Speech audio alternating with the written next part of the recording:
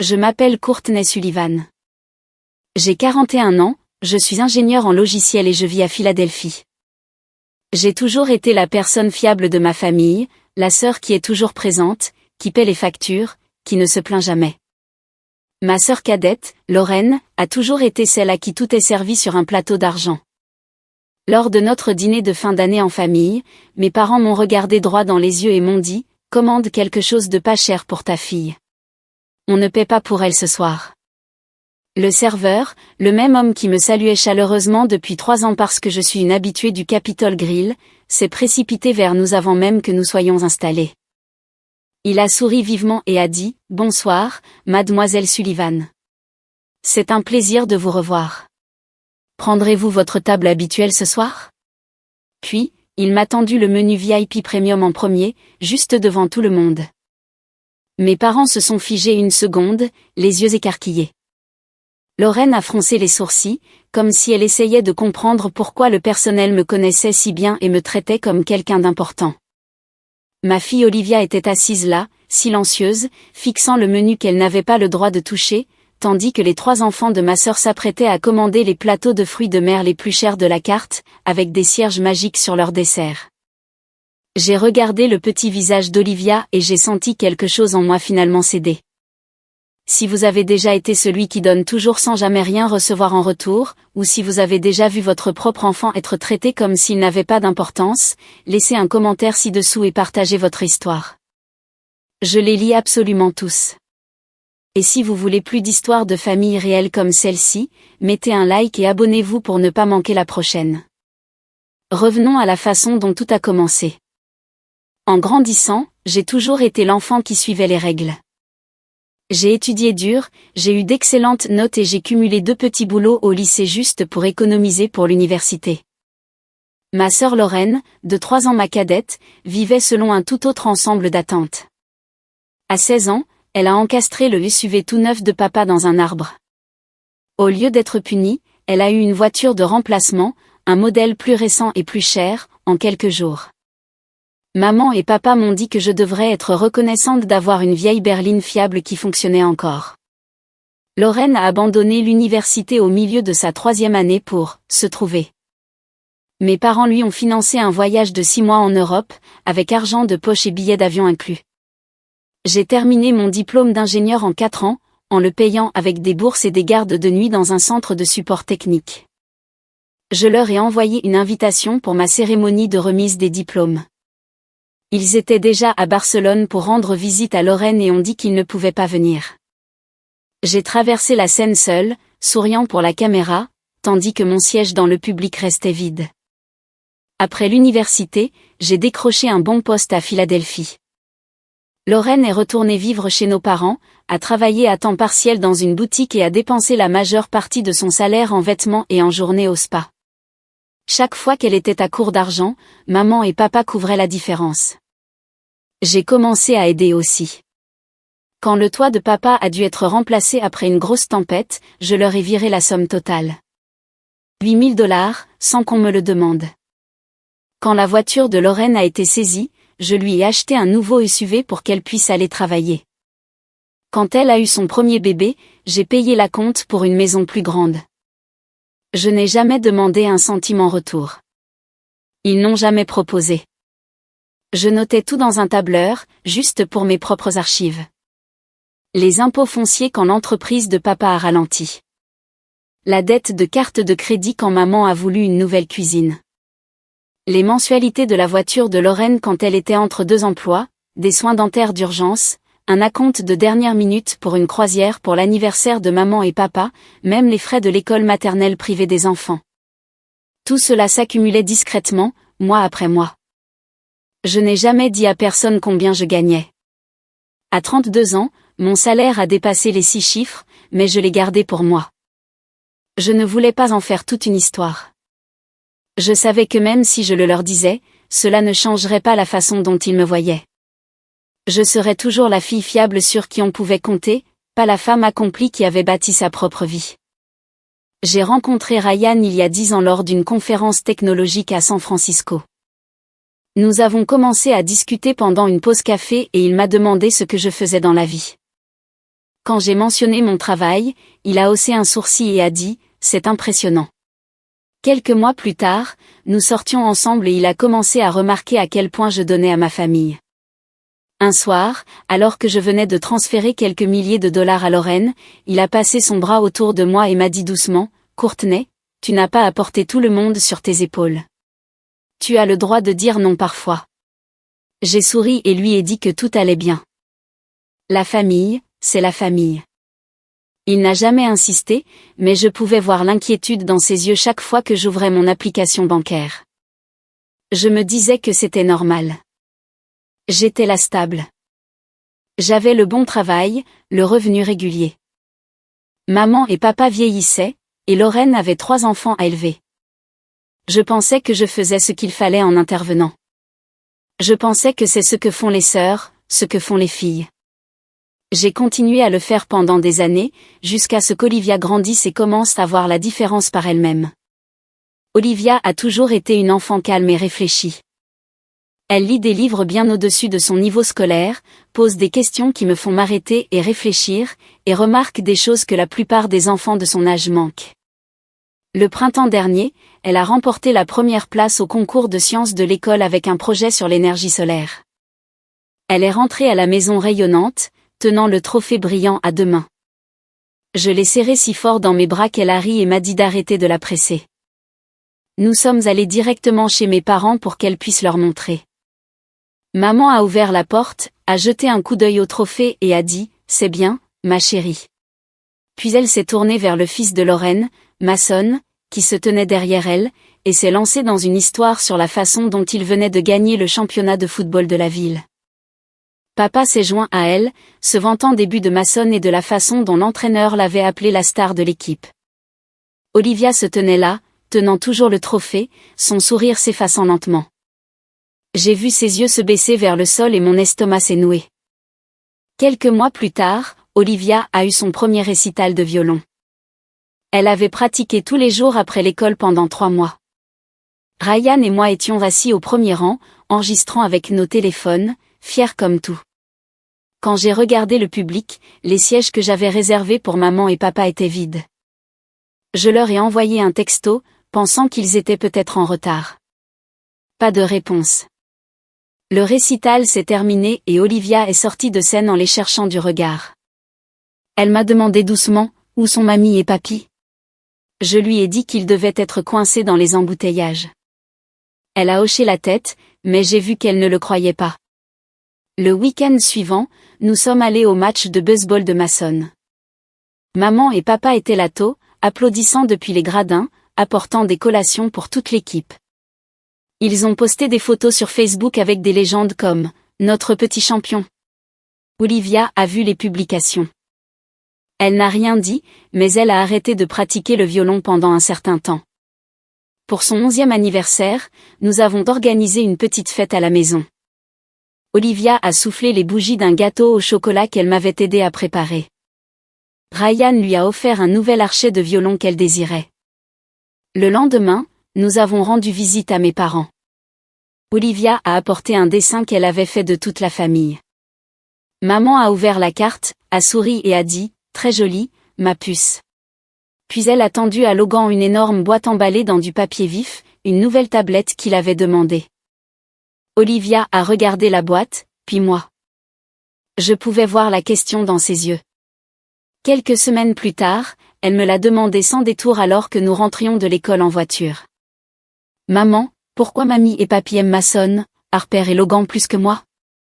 Sa voix était faible, mais elle m'a frappé comme un coup de poing. J'ai garé la voiture sur le côté, je me suis tournée vers elle et j'ai dit, ils t'aiment tout autant, ma chérie. C'est juste différent. Elle a regardé par la fenêtre et n'a pas répondu. Cette nuit-là, après qu'elle se soit couchée, je me suis assise dans le couloir devant sa chambre, la tête entre les mains. J'ai pleuré comme je n'avais pas pleuré depuis mes 10 ans, quand j'avais réalisé que mes parents ne viendraient jamais à mes événements scolaires. J'avais passé toute ma vie à ravaler l'injustice, en me disant que ça n'avait pas d'importance, que j'étais assez forte pour le supporter. Mais voir cela arriver à Olivia, ma fille brillante, gentille et merveilleuse, était insupportable. Elle entrait dans le même schéma douloureux auquel j'avais tant lutté pour échapper, et je n'avais aucune idée de comment l'arrêter. Nous sommes arrivés au Capitol Grill vers 19h ce soir-là. L'endroit était paré pour les fêtes, des guirlandes de lumière dorée et chaude, des festons de sapins frais, et une légère odeur de cannelle venant du bar. La salle à manger bourdonnait de rires et de tintements de verre, tout le monde était sur son 31 pour la saison. Dès que nous sommes entrés, le maître d'hôtel m'a reconnu et m'a souri. Il nous a conduits directement à une table de choix près de la cheminée. Le serveur, qui m'avait servi des dizaines de fois auparavant, m'a repéré et s'est empressé de venir, menu déjà en main. « Bonsoir, mademoiselle Sullivan », dit-il chaleureusement. « Votre table habituelle est prête. Désirez-vous la carte des vins premium ce soir ?» Il a placé le menu VIP épais en cuir devant moi avant même que quiconque se soit assis. Mes parents ont échangé un regard rapide. Les sourcils de maman se sont légèrement levés. Papa s'est agité sur son siège.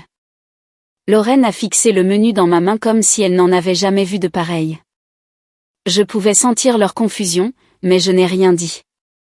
J'ai simplement ouvert le menu et fait semblant de lire.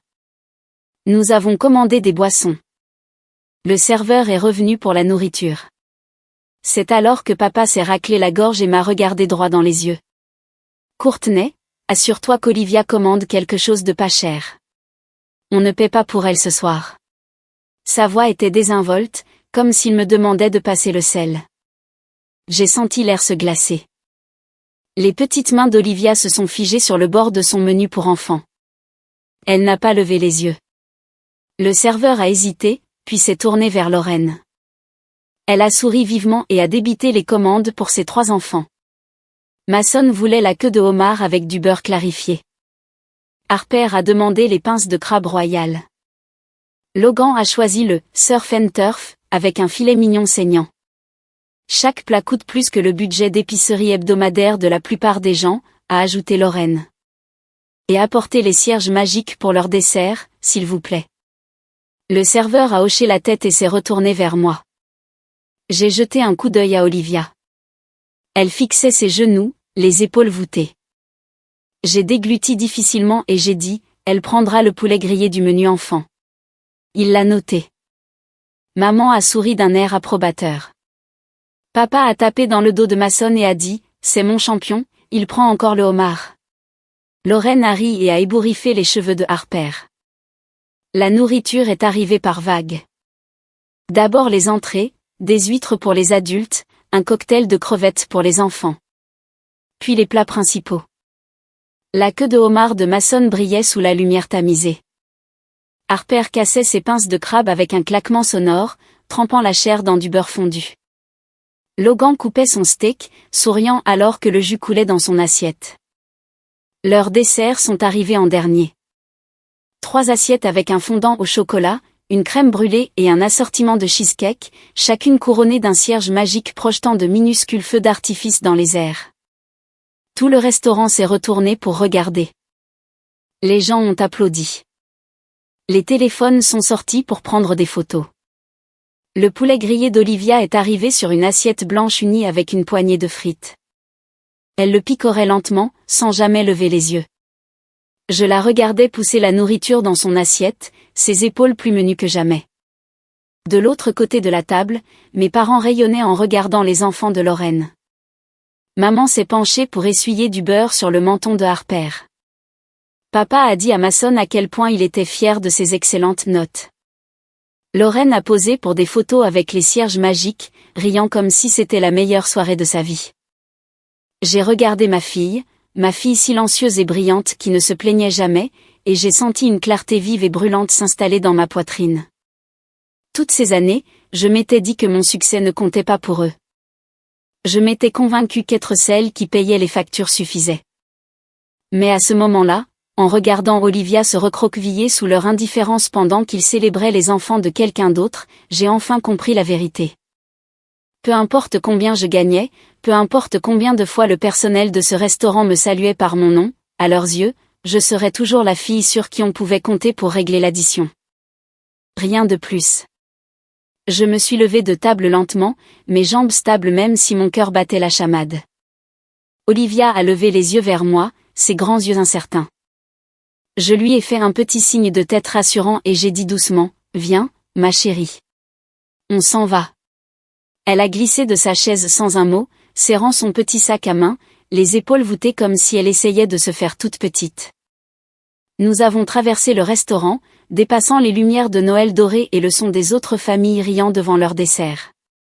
Le maître d'hôtel a croisé mon regard en passant, son expression interrogatrice, mais je lui ai juste adressé un sourire crispé et j'ai continué d'avancer. Dehors, l'air de décembre était vif et froid. La neige avait commencé à tomber en flocons doux et silencieux. Ryan attendait dans la voiture, moteur en marche, les phares fendant l'obscurité. Il a ouvert la portière arrière pour Olivia, puis s'est tourné vers moi avec inquiétude. « Que s'est-il passé ?» a-t-il demandé à voix basse. Je suis montée à côté d'Olivia et j'ai fermé la porte. Ils m'ont dit de commander quelque chose de pas cher pour elle. Ils ont dit qu'ils ne paieraient pas pour elle ce soir. Ma voix s'est brisée sur le dernier mot. Olivia s'est appuyée contre moi, posant sa tête sur mon épaule. Elle ne pleurait pas, mais elle ne parlait pas non plus. J'ai passé mon bras autour d'elle et j'ai regardé par la fenêtre les flocons de neige dériver devant les lampadaires. Ryan a conduit en silence pendant quelques minutes, puis m'a regardé dans le rétroviseur. « Ça va ?» J'ai pris une profonde inspiration. C'en est fini. J'ai sorti mon téléphone et ouvert l'application bancaire. Mes mains tremblaient, mais j'ai commencé par la carte de crédit, celle que j'avais donnée à mes parents des années auparavant pour les urgences. Maman avait dit que le score de crédit de papa était trop bas pour obtenir de nouvelles cartes, et qu'il n'en avait besoin que pour un petit moment. Ce petit moment s'était transformé en 5 années complètes. J'ai cliqué sur « Annuler la carte » et j'ai confirmé. L'écran a affiché « Carte désactivée ». Ensuite, l'abonnement au Country Club, $950 par mois. Je l'avais souscrit quand papa avait dit que le golf l'aidait à gérer son stress. Je l'ai annulé aussi. Puis l'abonnement à la salle de sport que maman utilisait, $280. Le programme de fidélité pour les restaurants qu'elle adorait pour les réservations prioritaires, $220. Le bouquet de streaming premium qu'il regardait tous les soirs. L'Internet au débit sans lequel il jurait ne pas pouvoir vivre. Un par un, j'ai annulé chaque paiement automatique que j'effectuais en leur nom. J'ai ouvert le tableur que je tenais depuis des années, au cas où. J'ai fait défiler les lignes, impôts fonciers, réparation de toiture, mensualité de la voiture de Lorraine, frais de scolarité pour la maternelle des petits-enfants, soins dentaires d'urgence, acompte pour la croisière d'anniversaire de maman et papa. Chaque ligne avait une date et un montant. Le total en bas de la page me fixait, plus de $130 000 en 5 ans. De l'argent que j'avais gagné grâce à de longues nuits au bureau, des week-ends passés à coder, des promotions pour lesquelles je m'étais battue. De l'argent que je ne leur avais jamais demandé de rembourser. Ryan m'a regardé à nouveau.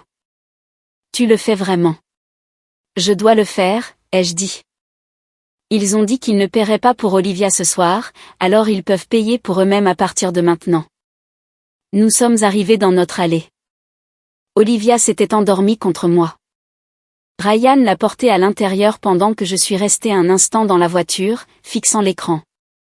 Le dernier paiement que j'ai annulé était celui du service d'entretien de leur pelouse. J'avais commencé à le payer quand papa s'était blessé au dos et ne pouvait plus tondre. C'était il y a 3 ans. J'ai cliqué sur « Annuler » et j'ai senti le poids s'alléger un peu. À l'intérieur, Ryan avait déjà mis Olivia au lit. Il est revenu dans le salon et s'est assis à côté de moi sur le canapé. « Tu as fait ce qu'il fallait ?» a-t-il dit doucement. J'ai appuyé ma tête sur son épaule. « Je sais, mais ça fait mal quand même. » Il a embrassé le sommet de ma tête. « C'est normal.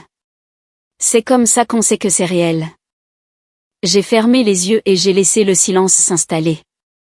Pour la première fois depuis des années, j'ai senti quelque chose changer en moi. Pas de la colère, même pas encore du soulagement, juste la certitude tranquille que je me choisissais enfin, moi et ma fille, plutôt que le rôle que j'avais joué pendant si longtemps. Les messages ont commencé à affluer. Dès le lendemain matin, mon téléphone n'a cessé de vibrer sur le comptoir de la cuisine pendant que je préparais le petit déjeuner pour Olivia. D'abord, maman, Courtney, que se passe-t-il? Ma carte a été refusée à l'épicerie. Appelle-moi tout de suite. Puis, papa, le country club a appelé. Ils ont dit que l'adhésion est suspendue. Ce n'est pas drôle. Les textos de Lorraine sont arrivés par vagues. D'abord en colère, puis suppliant, puis désespéré. Il faut qu'on parle. C'est trop. Maman et papa paniquent. J'ai laissé le téléphone vibrer jusqu'au silence. Ryan m'observait depuis le seuil de la porte, les bras croisés, les yeux doux. Tu t'y tiens vraiment, dit-il doucement. J'ai hoché la tête. Je le dois. Les appels ont continué toute la journée.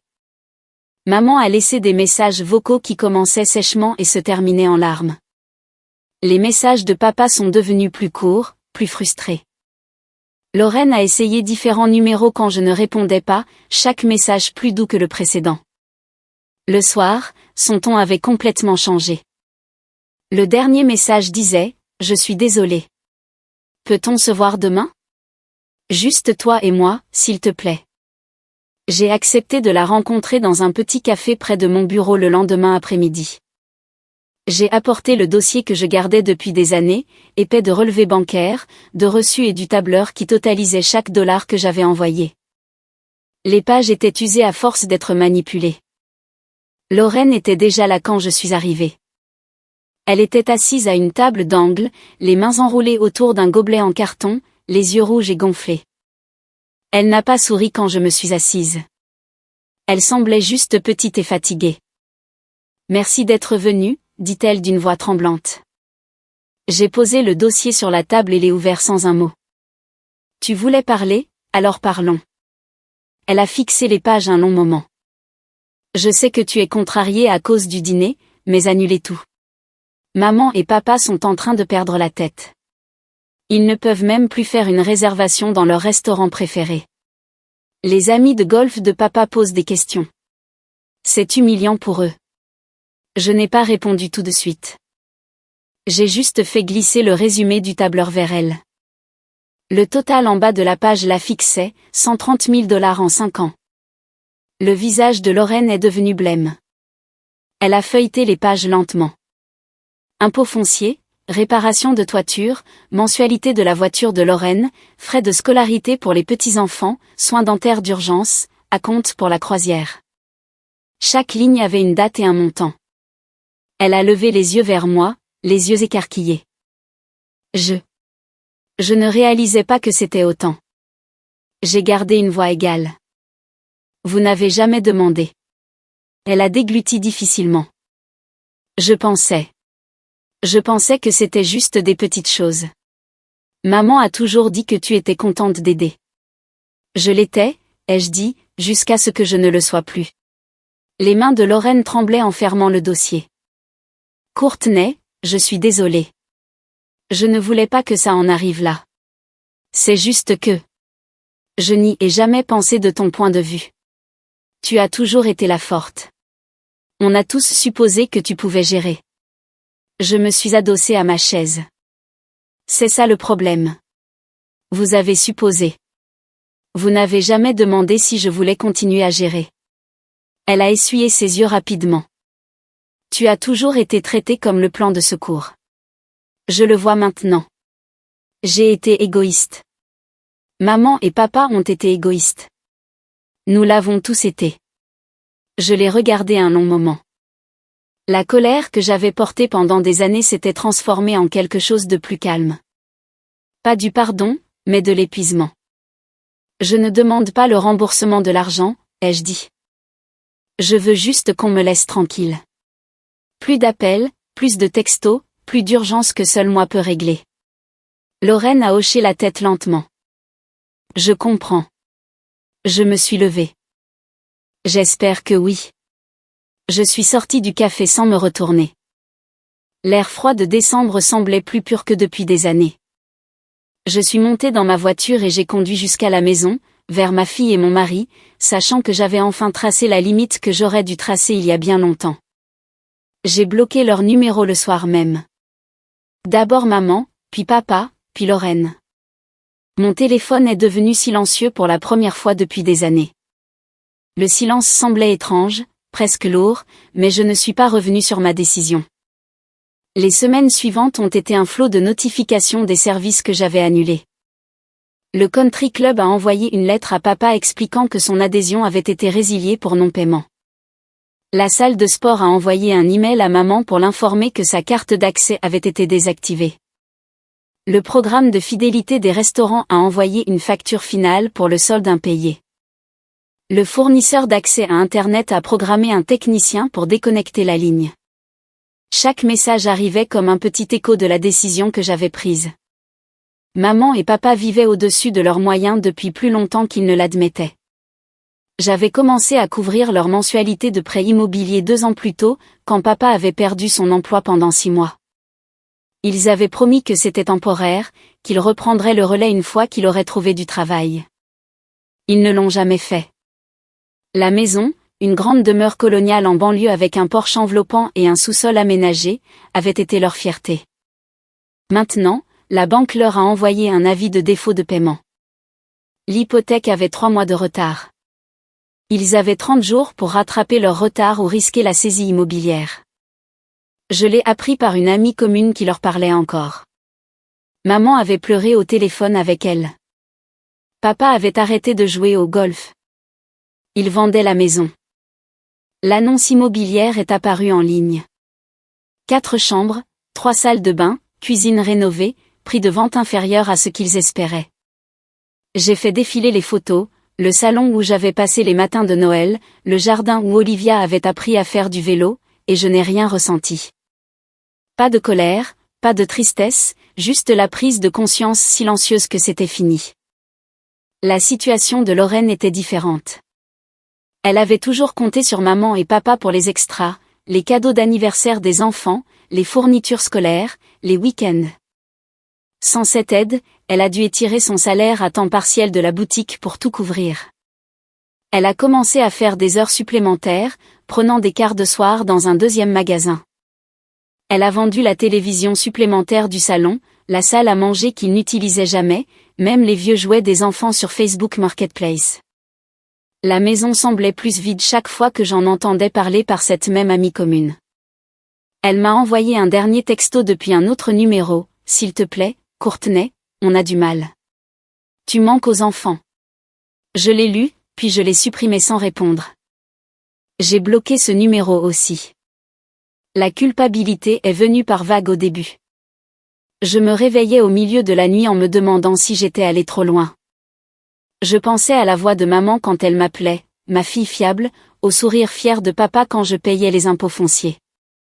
Mais ensuite, je me souvenais du visage d'Olivia à table, de la façon dont elle s'était recroquevillée quand on lui avait dit de commander quelque chose de pas cher. Je me souvenais de toutes les fois où j'avais ravalé l'injustice pour qu'ils puissent conserver leur vie confortable. Ryan m'a observé attentivement ces premières semaines. Il n'a jamais insisté, il est juste resté proche. Un soir, je lui ai dit que j'avais peur d'être devenue la méchante de leur histoire. Il m'a pris la main et a dit, « Tu n'es pas la méchante. Tu as juste arrêté de les laisser écrire l'histoire à ta place. » J'ai arrêté de vérifier mon téléphone pour les appels manqués. J'ai arrêté de me demander ce qu'ils faisaient. Je me suis concentrée sur la vie que j'avais bâtie. Mon travail, mon mari, ma fille. La maison s'est vendue au début du printemps. J'ai entendu dire qu'ils avaient emménagé dans un petit appartement plus près de chez Lorraine. Maman a pris un emploi à temps partiel dans une épicerie. Papa a commencé à conduire pour une application de VTC pour joindre les 2 bouts. Je n'ai jamais repris contact. Eux non plus. Le printemps a apporté un nouveau départ. Ryan et moi avons trouvé un appartement lumineux en banlieue, juste à l'extérieur de Philadelphie, assez proche de mon bureau pour un trajet facile, assez loin de l'ancien quartier pour sentir une rupture nette. L'endroit avait de grandes fenêtres, un petit balcon donnant sur un parc, et assez d'espace pour qu'Olivia ait son propre coin bureau. Nous avons emménagé un samedi ensoleillé, les cartons empilés, les rires résonnant dans les pièces vides pendant que nous déballions. Olivia s'est adaptée plus vite que je ne l'aurais cru. Elle a commencé dans une nouvelle école avec un solide programme de sciences et a rejoint le club de robotique immédiatement. Chaque mardi et jeudi, elle rentrait excitée, parlant sans arrêt de circuits et de défis de programmation. Elle s'est fait des amis rapidement, un groupe d'enfants qui partageaient son amour pour la construction. Je venais la chercher et je la voyais sur le parking, entourée de camarades de classe, son visage illuminé d'un sourire que je n'avais pas vu depuis des années. À la maison, elle riait davantage. De vrais rires, ceux qui remplissaient l'appartement. Elle me montrait des vidéos des compétitions de son équipe de robots, fière quand ils parcouraient le circuit sans accroc. Un soir, elle a remporté un prix régional et a couru pour me serrer dans ses bras dès qu'elle a franchi la porte. « Maman, on l'a fait », a-t-elle crié. Je l'ai tenue fort, sentant le poids de toutes ces vieilles blessures s'alléger un peu plus. Ryan et moi avons pris du temps l'un pour l'autre comme nous ne l'avions jamais fait. Sans facture surprise ni appel d'urgence, nos soirées nous appartenaient. Nous cuisinions ensemble le week-end, essayant de nouvelles recettes du marché fermier. Nous faisions de longues promenades dans le parc, main dans la main, parlant de tout et de rien. Il me taquinait sur ma façon désastreuse de me garer en créneau, et je riais à m'en faire mal aux côtes. Nous avons fixé des limites claires. Plus de drame familial autorisé à s'infiltrer dans notre espace. Si une vieille amie commune mentionnait mes parents, nous changions de sujet. Notre maison est devenue un sanctuaire. J'ai recommencé à dormir toute la nuit. Pendant des années, je me réveillais à 3 heures du matin, m'inquiétant de la prochaine demande, du prochain virement. Maintenant, je m'endormais facilement, l'appartement silencieux, à l'exception du doux bourdonnement de la ville à l'extérieur. Les matins semblaient plus légers. Je me réveillais avec la lumière du soleil entrant par les fenêtres, je préparais du café et je m'asseyais sur le balcon pour regarder les joggeurs dans le parc. Le nœud constant dans ma poitrine avait disparu. Olivia s'est épanouie d'une manière dont je n'avais fait que rêver. Elle s'est inscrite à un camp de sciences d'été et est rentrée pleine d'histoires sur des expériences et de nouvelles découvertes. Sa confiance en elle a grandi. Elle se tenait plus droite, parlait plus fort et ne sourcillait pas en parlant de ses projets. La voir s'épanouir a rendu chaque choix difficile valable. Ryan et moi avons célébré de petites étapes ensemble. Notre 10e anniversaire est arrivé et nous avons fait un week-end à la mer. Juste nous 3. Nous avons construit des châteaux de sable avec Olivia, mangé des glaces sur la promenade et regardé le coucher de soleil sur l'océan. Pas d'interruption, pas de culpabilité, pas d'obligation nous retenant. J'ai réalisé combien d'énergie j'avais consacré à maintenir le confort de tout le monde. Maintenant, cette énergie me revenait, à nous. J'ai repris la course à pied, rejoint un club de lecture au travail, et même commencé à planifier des vacances en famille pour l'année prochaine. La vie semblait équilibrée, paisible, la mienne. Ce soir-là, après qu'Olivia se soit endormie sur mon épaule après une réunion du club où son équipe a présenté son dernier robot, j'ai réalisé quelque chose de profond. C'était la première fois en 20 ans que je ne portais aucune obligation qui n'était pas vraiment la mienne. J'ai choisi de protéger mon enfant et de fixer des limites pour moi-même. La famille ne signifie pas un sacrifice sans fin et sans question. Parfois, arrêter est la chose la plus aimante que vous puissiez faire. Si vous regardez ceci et que vous vous sentez coincé dans un schéma similaire, à toujours donner, jamais recevoir, à voir vos propres enfants en souffrir, sachez que vous avez le droit d'arrêter. Vous méritez la paix. Vos enfants méritent de vous voir vous valoriser. Fixer des limites n'est pas égoïste.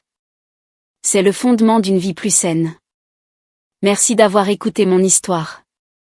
Ce n'était pas facile à partager, mais si cela aide ne serait-ce qu'une seule personne à trouver le courage de se choisir, alors cela en vaut la peine.